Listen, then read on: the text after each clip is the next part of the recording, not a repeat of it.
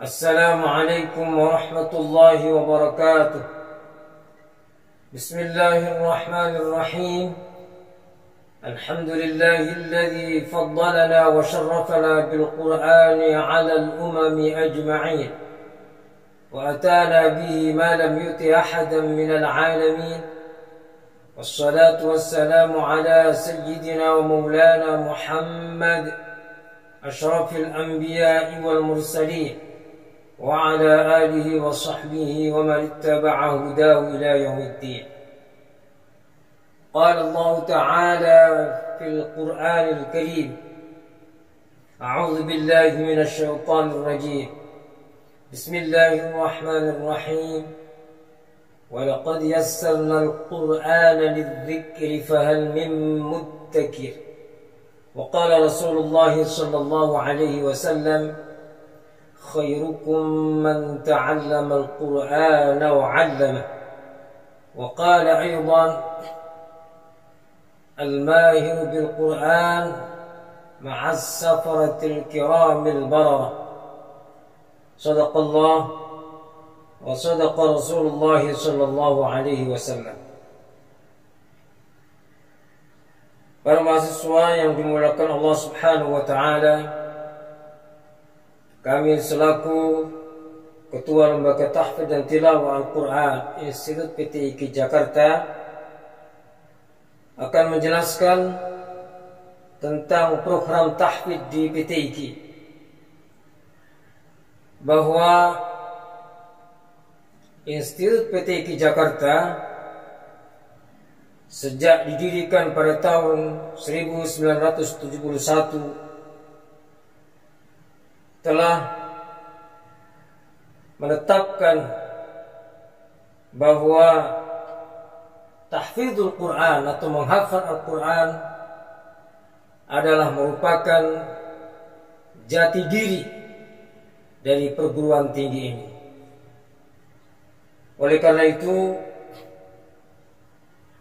kedudukan tahfidz Al-Quran di Institut PTIQ Jakarta adalah merupakan mata kuliah Institut PTIQ Jakarta program sarjana S1 dan sekaligus menjadi mata kuliah distintif atau karakteristik ciri khas Institut PTIQ Jakarta sejak berdirinya PTIQ pada tahun 1971. Tahfidz dan tahsin atau menghafal Al-Quran sekaligus bacaan yang bagus, bacaan yang baik dan benar adalah merupakan identitas Institut PTIQ Jakarta. Oleh karena itu,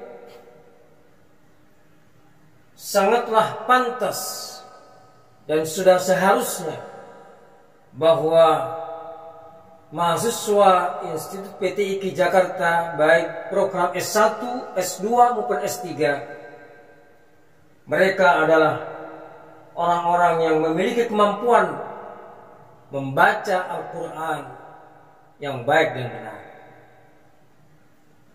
Dan tidaklah pantas mereka menyandang sebagai mahasiswa, apalagi sudah alumni PTIQ, tetapi tidak memiliki kemampuan membaca Al-Quran yang baik dan benar. Program tahfidz di PTIQ ada dua macam. Ada program tahfidz penuh dan ada program tahfidz terbatas. Sejak berdirinya PTIQ tahun 71 sampai tahun 89, maka seluruh mahasiswa harus menghafal Al-Quran 30 juz atau tahfidz penuh. Semenjak tahun 1990 dibukalah program tahfidz terbatas. Hal ini adalah bertujuan agar PT IKI menampung dan mengakomodir aspirasi masyarakat yang semakin banyak animonya untuk masuk perguruan tinggi ilmu Al-Quran. Oleh karena itu dibukalah program tahfidz terbatas. Jadi ada program tahfidz penuh, tentunya dengan menghafal 30 juz, dan tahfidz terbatas dengan materi tahfidz juz 28, 29, dan 30. Untuk menentukan tahfidz penuh dan tahfidz terbatas semenjak masuk atau di semester 1, mahasiswa akan diseleksi dari mereka memiliki kemampuan atau tidak, layak atau tidak untuk bisa masuk ke tahfidz penuh. Apabila mereka sudah memiliki kemampuan yang dianggap standar untuk bisa masuk tahfidz penuh, maka mereka langsung dimasukkan ke program tahfidz penuh.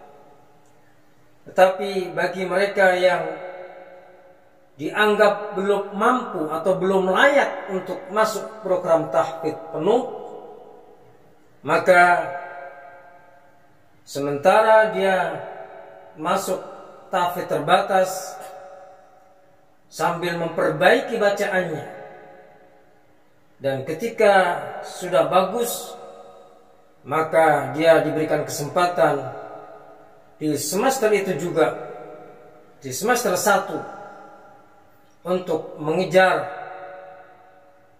dan masuk tahfidz penuh. Pembagian materi tahfidz setiap semester telah diatur dalam buku panduan tahfidz. Jadi ada buku panduan tahfidz, di mana buku panduan tahfidz ini memuat tentang materi-materi tahfidz, baik tahfidz penuh maupun tahfidz terbatas. Kemudian juga di dalamnya memuat peraturan tahfidz, kemudian metode menghafal Al-Quran, serta cara menjaga hafalan Al-Quran. Ada di dalam buku pedoman tahfidz.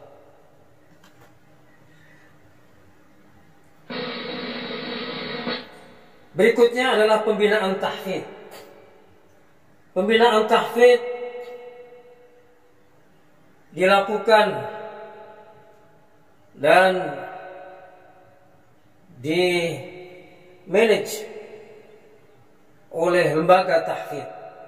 Lembaga tahfidz adalah lembaga yang bertanggung jawab di dalam membina dan mengelola tahfidz Al-Quran di Institut PT IKI Jakarta. Pembinaan tahfidz dilakukan dengan metode talaqi, tatap muka dengan dosen. Dosen-dosen tahfidz yang memiliki kualifikasi nasional maupun internasional. Dosen-dosen tahfidz adalah mereka yang memiliki kemampuan baca Al-Quran yang baik. Mereka adalah pembaca-pembaca, qari terbaik nasional dan bahkan internasional. Jadi bagi dosen-dosen tahfidz adalah sudah tidak diragukan lagi kemampuannya. Apabila tidak memiliki kualifikasi itu, maka tidak bisa masuk menjadi dosen tahfidz. Pembinaan tahfidz dilakukan 2 kali dalam seminggu. Biasanya jadwal tahfidz adalah hari Jumat dan juga hari yang lainnya. Kemudian di dalam pembinaan tahfidz, dosen akan menerima setoran tahfidz di mana dilakukan dengan dua tahap. Yang pertama, tahap pertama adalah tasmi' yang disebut dengan setoran tahfidz, di mana mahasiswa akan membaca hafalannya di hadapan dosen tahfidz, dan dosen tahfidz akan mengoreksi bacaannya. Kemudian dosen tahfidz akan mencatat kesalahan-kesalahan, kekurangan-kekurangan yang dimiliki oleh mahasiswa dalam absen yang dimiliki oleh mahasiswa. Setiap lembar adalah milik satu mahasiswa. Jadi di sini dalam setoran tahfidz dicatat nomor, tanggal, dari mulai mana dia membaca sampai mana dia membaca. Kemudian ada para dosen dan juga keterangan kesalahan-kesalahan apa yang masih ditemukan dalam bacaan mahasiswa, itu akan dicatat oleh dosen. Jadi ada tasmi'.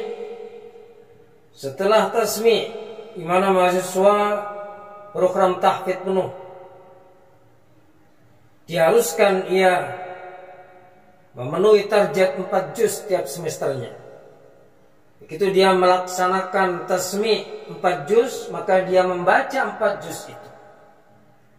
Tentunya diangsur, bisa saja setorannya seperempat juz atau setengah juz, sesuai dengan kondisi waktu yang dimilikinya oleh dosen, terbagi oleh jumlah mahasiswa. Jadi bisa seperempat juz atau setengah juz, atau mungkin kurang dari seperempat juz. Sehingga sampailah 4 juz. Ketika sudah selesai tasmi' sampai 4 juz, maka dia sebaiknya mengulang lagi, supaya lebih lancar mengulang membaca dari awal sampai akhir. Baru kemudian setelah tasmi' dan takrir dilalui, maka kemudian tahapan berikutnya adalah dia boleh mengikuti ujian tahfidz. Jadi target hafalan bagi mahasiswa yang masuk dalam program tahfidz penuh, dia harus mencapai target 4 juz dalam 1 semester. Ketika dia mencapai target 4 juz dalam 1 semester, maka dia akan mendapatkan beasiswa berupa potongan SPP 50%. Kemudian bagi mahasiswa yang masuk dalam program tahfidz terbatas, maka harus mencapai target setengah juz dalam 1 semester. Jadi mahasiswa yang masuk program tahfidz terbatas ini adalah mereka yang memang memilih untuk masuk program tahfidz terbatas, atau mahasiswa yang memiliki keinginan untuk masuk tahfidz penuh, tetapi dia tidak memiliki kemampuan yang cukup, sangat jauh kesiapannya untuk masuk program tahfidz penuh, sehingga karena tidak siap dari segi kemampuannya, maka dipindahkan ke program tahfidz terbatas. Berikutnya petunjuk menghafal Al-Quran. Di dalam proses menghafal Al-Quran pada umumnya sama. Begitu juga di perguruan tinggi ilmu Al-Quran atau di Institut PTIQ Jakarta, sama proses menghafal pada umumnya. Hanya saja bedanya bahwa mahasiswa yang menghafal Al-Quran tentu berbeda dengan mereka santri yang hanya takhassus, yang hanya menghafal Al-Quran. Karena mahasiswa dihadapkan dua hal. Yang pertama, dia dihadapkan perkuliahan, aktif kuliah, dan yang kedua adalah waktunya harus banyak untuk menghafal Al-Quran. Dua hal ini dia harus capai dalam waktu 4 tahun. Dan insya Allah akan bisa tercapai apabila ia memiliki hal-hal sebagaimana yang akan saya jelaskan. Sebagaimana di dalam petunjuk menghafal Al-Quran. Petunjuk menghafal Al-Quran yang pertama adalah niat yang ikhlas. Jadi bagi mahasiswa yang memiliki niat untuk menghafal Al-Quran, maka harus betul-betul ikhlas karena Allah Subhanahu wa ta'ala. Karena keikhlasan inilah akan memotivasi dia, akan memberikan semangat kepadanya untuk selalu bersama-sama dengan Al-Quran setiap saat. Dan dengan niat yang ikhlas, maka dia akan bisa menangkis segala godaan, rintangan, dan tantangan. Jadi jangan diharap bagi mereka yang tidak ikhlas akan berhasil menjadi seorang hafiz. Jangan diharap. Dari mulai awal, mahasiswa harus menancapkan niatnya betul-betul ikhlas karena Allah Subhanahu wa ta'ala. Sehingga dengan keikhlasannya dia akan bersama Al-Quran kapan saja, akan selalu bersama dengan Al-Quran. Mulutnya akan selalu basah membaca Al-Quran kapan saja. Itulah orang-orang yang ikhlas dalam menghafal Al-Quran. Jadi jangan diharap mahasiswa yang tujuannya hanya untuk lulus tahfidz, jangan diharap sukses. Kalau tujuannya hanya supaya lulus tahfidz, pasti dia akan gagal dalam tahfidz. Karena bisa saja dia akan mencari cara bagaimana lulus tahfidz. Mungkin dia mencuri-curi dalam setoran tahfidz, melihat HP. Ketika dosennya lengah memperhatikan yang lain, maka dia melihat HP, mencuri-curi karena niatnya tidak ikhlas. Begitu sudah selesai ujian, maka diletakkanlah Al-Quran itu. Dia tidak pernah tahfidz, tidak pernah takrir, karena tidak ikhlas. Tujuannya hanya ujian. Begitu sudah selesai ujian, sudah. Tapi bagi mereka yang ikhlas, niat yang kuat, memiliki niat yang kuat, ibarat pohon ditancapkan yang kuat, maka dia tidak akan goyah diterpa angin. Dibisikin kawan yang lain, kamu tidak akan berhasil menghafal di PTIQ, tidak mempan, tidak mempan.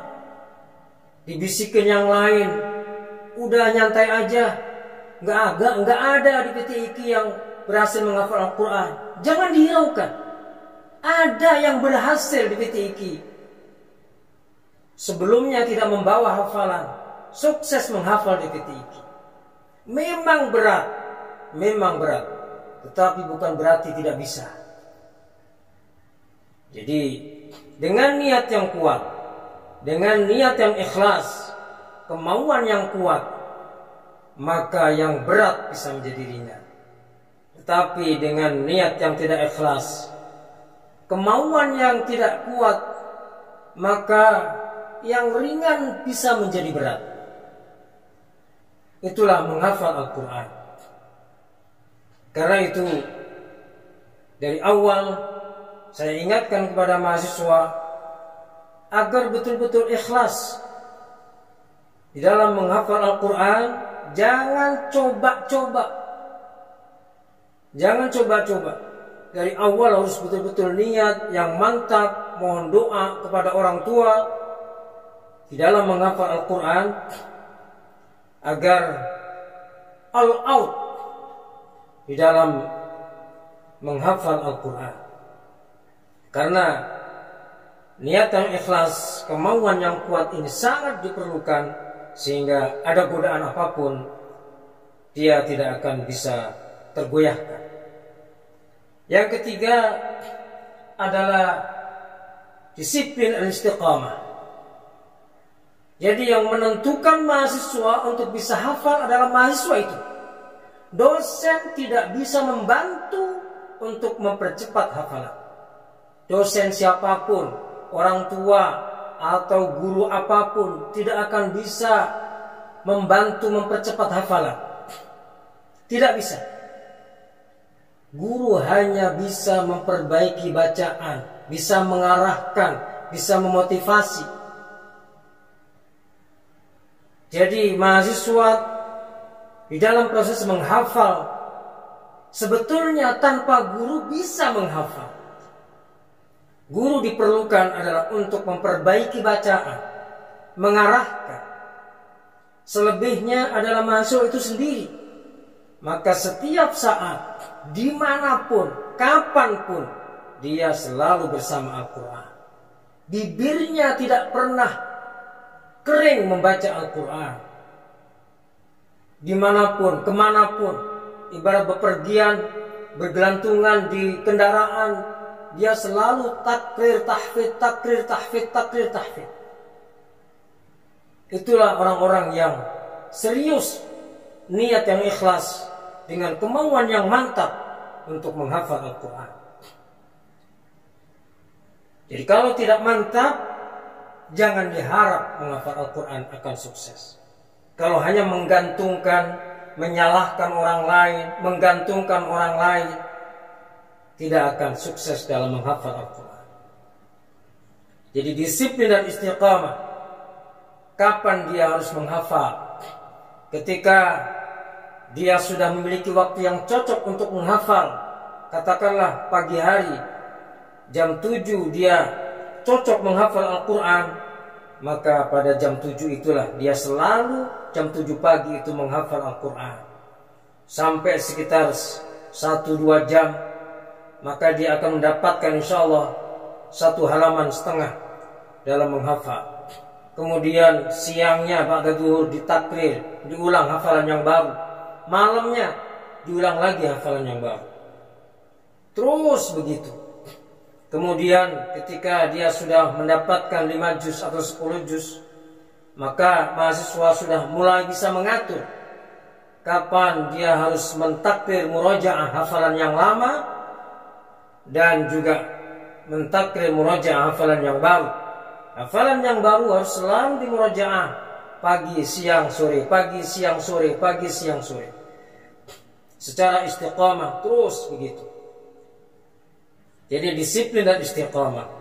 Bagaimana memanage waktu yang sebaik-baiknya, mengatur waktu, karena keberhasilan mahasiswa dalam menghafal Al-Quran dan kuliah di PTIQ adalah bagaimana dia bisa mengatur waktunya dengan sebaik-baiknya. Dia kuliah jam sekian, maka dia menghafal Al-Quran jam sekian. Dia bisa mengatur dengan sebaik-baiknya waktu. Dibatasi kegiatan-kegiatan yang tidak bermanfaat.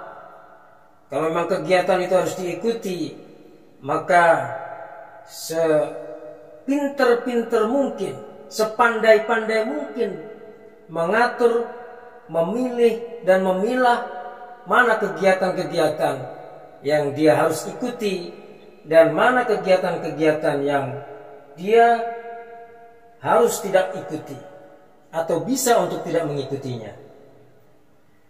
Kemudian yang keempat, bersedia mengorbankan waktu. Jadi ketika kita sudah memiliki niat yang mantap menghafal Al-Quran, maka sekali lagi waktu kita adalah tersita untuk Al-Quran. Waktu kita tercurahkan untuk Al-Quran. Semakin banyak kita baca Al-Quran, semakin lancar. Dan ketika kita hanya sedikit membacanya, sedikit takrir, maka tidak akan lancar dalam kita menghafal Al-Quran. Itu sudah merupakan rumus. Jadi, semakin banyak murojaah, semakin lancar. Orang yang membacanya 500 kali dengan orang yang membaca satu ayat dibaca 1000 kali, pasti berbeda. Pasti akan berbeda. Yang kelima adalah berakhlak terpuji. Di dalam membaca Al-Quran atau menghafal Al-Quran, hendaknya mahasiswa selalu menjaga akhlakul karimah, akhlak yang baik kepada sesama, dan juga akhlak kepada Allah Subhanahu wa ta'ala. Jauhi maksiat, karena maksiat akan mengganggu hafalan dan pikiran kita. Imam Asy-Syafi'i rahimahullah telah membuat syair di mana beliau mengadu kepada gurunya tentang buruknya hafalannya. Di dalam sebuah syair beliau katakan, "Syakautu ila waqi'an su'a hifdhi fa arsyadani ila tarkil ma'asi." Fa'arsyadani ila tarkil ma'asi. Saya melapor kepada guruku Waqi' bahwa saya sulit menghafal. Maka guru saya memberikan petunjuk, fa'arsyadani ila tarkil ma'asi. Hendaknya saya meninggalkan maksiat. Jadi supaya kita menjauhkan diri dari maksiat, agar kita mudah di dalam menghafal Al-Quran. Jadi dalam menghafal Al-Quran itu supaya kita bisa cepat dan diridhai Allah Subhanahu wa ta'ala, maka syaratnya ada dua. Ada syarat lahiriah, ada syarat batiniyah. Syarat lahiriah adalah kita banyak membaca. Semakin banyak kita baca. Karena sesungguhnya menghafal itu adalah proses membaca dengan banyak, dengan intensitas yang banyak sekali. Semakin banyak kita baca, maka semakin lancar, semakin bagus hafalan kita. Tentunya membaca dengan tartil, dengan cepat dan tartil, cepat dan tartil, maka insya Allah bacaan kita akan memiliki bacaan hafalan yang berkualitas. Kemudian yang kedua, kita hendaknya menjaga kesehatan kita. Jadi yang pertama, kita baca dengan sebanyak-banyaknya Al-Quran. Yang kedua adalah menjaga kesehatan badan kita dengan olahraga dan dengan makanan yang cukup. Kalau memang sudah terbiasa puasa, lebih bagus ketika kita puasa bisa lebih konsentrasi menghafal Al-Quran. Tetapi ketika kita berpuasa, sulit untuk konsentrasi, sulit untuk bisa kita ajak menghafal Al-Quran, maka sebaiknya kita tidak banyak berpuasa.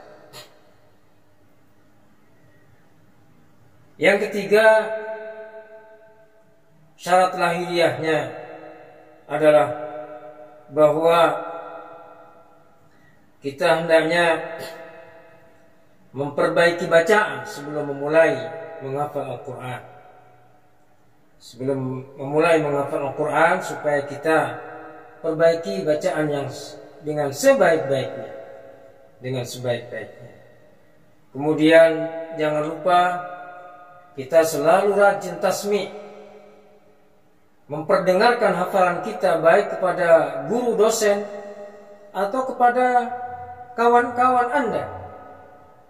Mungkin saja kawan-kawan Anda ada yang memang bacaannya sudah bagus, sehingga ketika Anda salah di dalam membaca, apakah harokatnya atau panjang pendeknya ataukah hurufnya, fa dibaca wa dibaca fa dan sebagainya, bisa langsung dikoreksi oleh kawan Anda ketika Anda mengadakan sima'ah.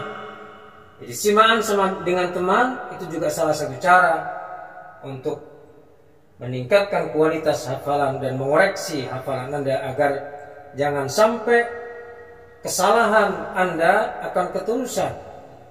Ketika sudah keterusan maka sulit untuk diperbaiki. Kemudian syarat batiniyah. Syarat batiniyah adalah atau hal-hal yang terkait dengan batiniyah adalah kita selalu mendekatkan diri kepada Allah Subhanahu wa taala. Mungkin berpuasa tadi. Tetapi berpuasa ini juga kita melihat kondisi diri kita. Ketika kita berpuasa atau banyak berpuasa tetapi tidak mudah untuk dibawa menghafal, tidak sulit untuk dibawa menghafal, maka sebaiknya dikurangi untuk berpuasa. Lebih baik mungkin melaksanakan tahajud atau qiyamul lail, mendekatkan diri kepada Allah, mohon kepada Allah. Karena kedekatan kita kepada Allah itu sangat dominan untuk bisa Allah berikan kemudahan. Allah memberikan kemudahan kepada kita dalam menghafal Al-Quran. Kemudian istiqamah. Jadi hal yang batiniyah adalah istiqamah dan menjauhi dosa atau maksiat tadi. Jadi ada rukun atau syarat lahiriah, ada syarat dan rukun batiniyah di dalam menghafal Al-Quran. Tentang metode menghafal Al-Quran, masing-masing orang mungkin berbeda, tetapi sesungguhnya metode apapun yang digunakan, yang terpenting adalah 5 poin tadi itu.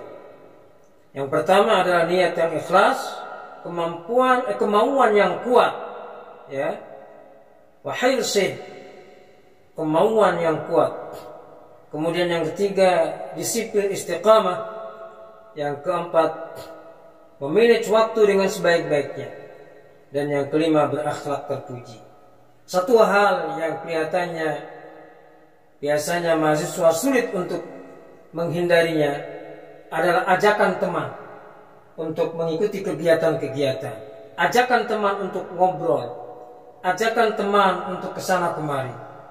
Maka mahasiswa yang sukses adalah mahasiswa yang bisa cuek. Jadi ketika dia sudah menetapkan waktu untuk takrir, tahfidz, maka dia tidak mempedulikan kawannya, apakah kawannya mengajak ngobrol atau ngajak pergi. Dan mungkin dia supaya bisa terpisah menghindari temannya itu, terpisah atau menghindari dari teman yang kemungkinan temannya mengajak ngobrol, mengajak kegiatan, maka dia bela-bela untuk menyendiri, mencari tempat mojok istilahnya, suatu tempat menjauh dari temannya agar dia bisa istiqamah ketika dia sudah menetapkan waktu untuk takrir dan tahfidz. Jadi apabila Anda mahasiswa tidak mampu cuek, mudah terbawa arus, saya tidak enak, ada teman saya ngobrol, masa saya nggak ikut ngobrol, maka sulit untuk bisa sukses dalam menghafal Al-Quran. Jadi kemampuan untuk cuek dari ajakan teman ini salah satu trik untuk bisa menghafal Al-Quran dengan sukses. Itulah penjelasan kami tentang tahfidz atau program tahfidz di Institut PTIQ Jakarta, yang dimana sekali lagi tahfidz Al-Quran dan tahsin tilawah Al-Quran adalah merupakan identitas jati diri PTIQ. Dan tahsin juga sudah ditetapkan oleh Institut PTIQ merupakan syarat kelulusan tahsin merupakan syarat untuk bisa mengikuti ujian skripsi, tesis maupun disertasi. Jadi, semua mahasiswa baik S1, S2, S3 harus lulus tahsin tilawah Al-Quran. Demikian penjelasan kami, semoga bermanfaat dan mudah-mudahan Allah Subhanahu wa taala memudahkan pada seluruh mahasiswa Institut PTIQ Jakarta untuk menghafal Al-Quran, dan yakinlah bahwa dengan niat yang ikhlas, kemauan yang kuat, maka insya Allah akan berhasil sukses menjadi hafid menghafal Al-Quran di PTIQ. Dan jangan dihiraukan godaan, bisikan teman-teman Anda yang bernada pesimis bahwa tidak bisa, tidak akan mampu dalam menghafal Al-Quran di PTIQ. Enyahkan, jangan hiraukan bisikan-bisikan seperti ini. Karena faktanya sesungguhnya banyak mahasiswa yang belum membawa hafalan masuk PTIQ, ternyata mereka berhasil dengan baik. Memang jarang, dan jarang langkahnya orang-orang yang berhasil sukses menghafal Al-Quran. Ini tidak hanya terjadi di PTIQ, di mana saja, karena orang menghafal Al-Quran adalah manusia langka. Dan dikatakan juga bahwa orang yang bisa hafal Al-Quran adalah mauhibah, pemberian dari Allah Subhanahu wa ta'ala. Maka memang dari berdirinya PTIQ bukan berarti semua berhasil menghafal Al-Quran, bukan. Di antara mereka ada juga yang gagal dalam menghafal Al-Quran. Tidak lain di antaranya karena faktor-faktor yang kita sebutkan tadi tidak terpenuhi. Antara lain mereka tidak disiplin dan istiqamah. Mahasiswa-mahasiswa terdahulu, angkatan-angkatan lama, banyak yang tidak sukses. Terindikasi bahwa mereka terlalu sibuk kegiatan di luar. Yang qari sibuk dengan undangannya, yang aktivis organisasi sibuk dengan kegiatan organisasinya, sehingga waktunya tersita dengan kegiatan-kegiatan organisasi dan undangan-undangan itu. Padahal Al-Quran selalu menunggu waktu untuk diberikan waktu yang banyak oleh orang-orang yang memang sudah memantapkan niatnya untuk menghafal Al-Quran. Oleh karena itu, optimislah. Allah Subhanahu wa ta'ala akan memudahkan bagi orang-orang yang optimis, yang memiliki kemauan yang kuat di dalam menghafal Al-Quran. Wa laqad yassarna al-Qur'ana lidz-dzikri fahal min muddakir. Sungguh Allah Subhanahu wa ta'ala menggunakan kalimat taukid, atau ada taukid di sini. Tidak hanya satu. Ada lam taukid, ada qad yang masuk pada fi'il madhi. Wa laqad yassarna al-Qur'an. Kemudian ayat ini diulang-ulang beberapa kali dalam surat Al-Qamar. Sungguh saya mudahkan Al-Quran untuk diingat, untuk dihafal, untuk dipelajari, untuk dikaji. Sekali lagi, semoga Allah Subhanahu wa ta'ala memberikan kemudahan bagi mahasiswa yang memang benar-benar memiliki niat yang ikhlas, kemauan yang kuat, disiplin dan istiqamah, mengorbankan waktu untuk tahfidz dan memiliki akhlakul karimah sebagai satu syarat dan rukun dalam menghafal Al-Quran, sehingga insya Allah di samping dimudahkan oleh Allah Subhanahu wa taala, Allah meridhai mahasiswa atau kita semua yang menghafal Al-Quran karena ikhlas karena Allah Subhanahu wa taala. Demikian penjelasan kami dari Lembaga Tahfidz dan Tilawah Al-Quran. Dan sekiranya ada hal-hal yang kurang jelas kepada mahasiswa, kami sangat mengharap agar mengkonfirmasi, mencari informasi kepada Lembaga Tahfidz dan Tilawah Al-Quran. Jangan bertanya kepada temannya sehingga dia akan mendapatkan informasi kata teman saya. Jangan. Langsung bertanya kepada Lembaga Tahfidz. Datang ke Lembaga Tahfidz, bertanya sehingga mendapatkan informasi yang valid, mendapatkan informasi yang jelas. Demikian, terima kasih atas perhatiannya. Wallahul muwaffiq ila aqwamit thoriq. Hadanallahu wa iyyakum ajma'in. Assalamualaikum warahmatullahi wabarakatuh.